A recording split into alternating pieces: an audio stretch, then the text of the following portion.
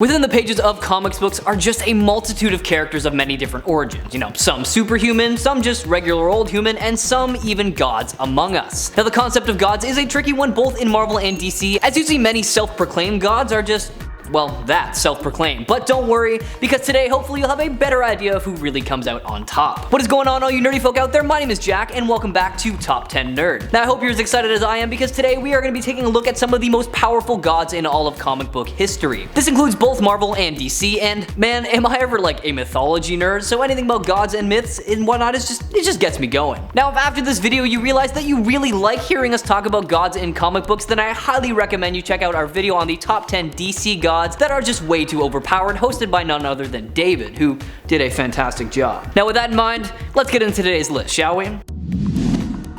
Number 10. Dormammu. Known as the Lord of the Dark Dimension, Dormammu was born thousands to millions of years ago in the dimension of the vastly powerful energy entities called the Faltine. Dormammu and his sibling Umar gathered matter to themselves to increase their power, a practice to their fellow Faltine, becoming their dimension's mightiest sorcerers. Ultimately slaying their parent Sinifer, they were driven from their home dimension, and the Faltine deemed their gathering of such energy intolerable, so they assumed some human forms to explore others. Now you know Dormammu is strong because Odin himself considers him to be equal in strength and power, which he mentions in the Avengers Defenders War event. He has also been known to corrupt Odin's spells against his will, meaning that the sheer magical might that Dormammu wields is potentially equal to beings like Agamotto. His sorcery over the flames of Faltine also demonstrates his raw power, which he used to burn the Celestials even one time. His power is also strengthened and replenished from beings worshipping him throughout the various dimensions. In his dimension, he can banish anyone that enters if he so chooses, but he usually likes to fight them instead. He is a constant threat to the Vishanti and the universe as an entire whole, so check out his whole story in his first appearance in 1964's Strange Tales number 126.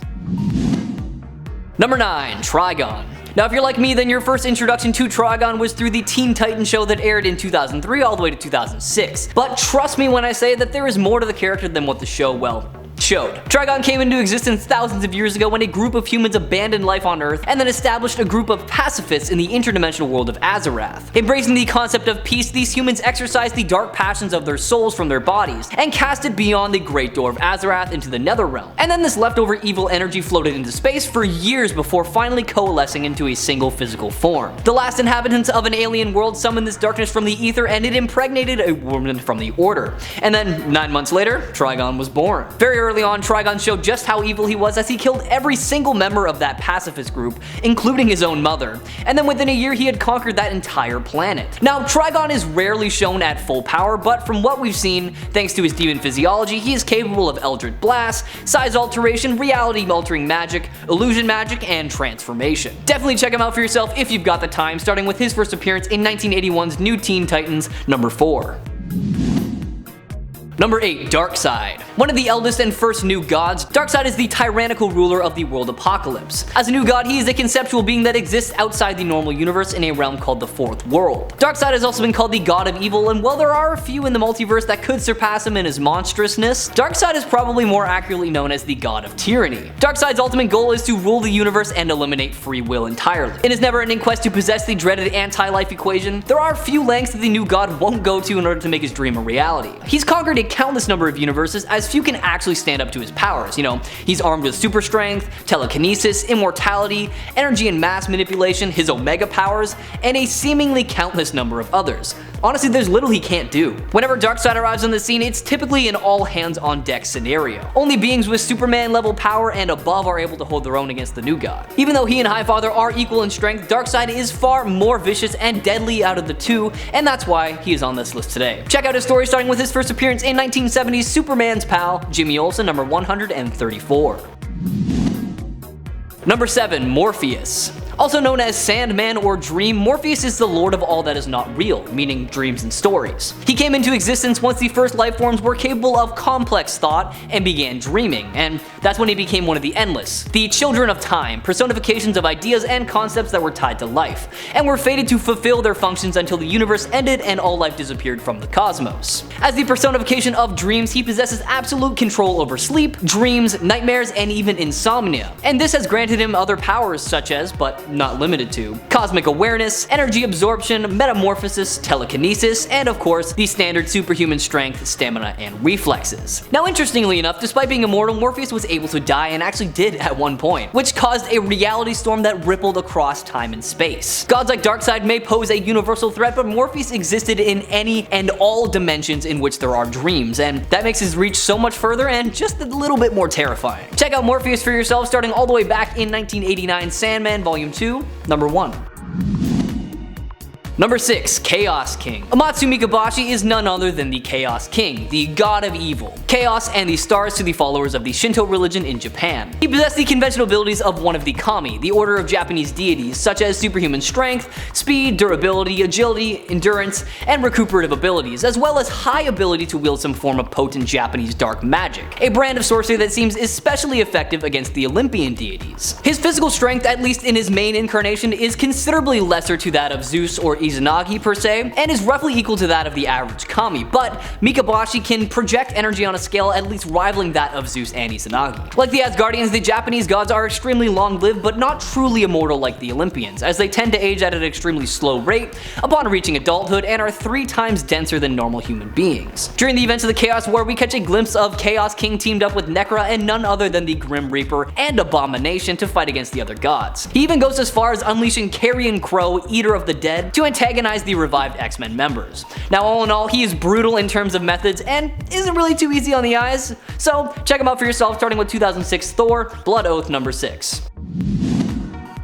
Number 5. The Darkest Night. Now before anyone calls me out on this, I want to make it clear why he is so low on this list today. It's because this literally just happened in the comics, so there's like no information on him, so it's kind of tough to decide where he should be on the list. Now that being said though, he still deserves to be talked about today. Now formerly known as the Batman Who Laughs, Earth -22's Bruce Wayne is a bit more evil than the others. After snapping Joker's neck, a mysterious gas entered his body and caused his mind and body to transform into an insane Batman-Joker hybrid. Now that's basically all you really need to know for this instance, so let's talk about how he turned into the Darkest Night. So it's revealed in Dark Knight's Death Metal issue 2 that the Batman Who Laughs has been in possession of the body of a mysterious blue Bruce Wayne, and that he had a plan revolving around him. After his death at the hands of Wonder Woman, this plan goes underway as Alfred takes the brain of the evil Batman and places it inside the body of the blue Bruce, who is revealed to be a Batman Dr. Manhattan hybrid that I call Batmanhattan. Before long, the Batman Who Laughs wakes up in his new body, now more powerful than ever, as he possesses all of the powers of Dr. Manhattan, the intellect of Batman, and the insanity of the Joker. Without hesitation, he pulverizes all of his followers except for the Robin King, but he doesn't stop quite there.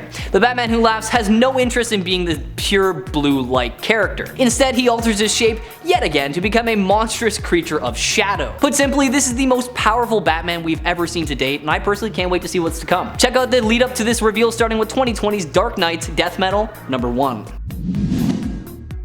Number 4. Thor. The god of thunder, Thor Odinson, is easily one of the strongest beings in the Marvel Universe. When Odin and Gaia, the goddess of Earth, came together, the two immortal beings had, well, Thor, designing him to be the strongest of all the other gods in Asgard. It shouldn't come as a surprise to anyone, but Thor is, well, ridiculously strong, with Superman-level strength, invulnerability, a kinship with the elements themselves, and boasts of the ability to wield the mighty mystical hammer Mjolnir. Capable of destroying planets while wielded by Thor, Mjolnir can warp reality, control storms of staggering intensity, enable him to fly at light speed, teleport, and honestly pretty much anything else. While Mjolnir boosted Thor's incredible strength, it also serves as a conduit, as in extreme circumstances Thor can summon his elemental power without any aid. Thor is so powerful that during the Siege storyline, after Norman Osborn and his Dark Avengers almost invaded Asgard, he, well, straight up stopped them. Unfortunately, Sentry swooped in later to topple the city of Asgard, but he was ultimately defeated by none other than Thor again. As the North god of thunder, Thor has the ability to use different aspects of storms such as lightning, rain, wind, and whatever else as weapons. Not to mention his durability is truly something to behold,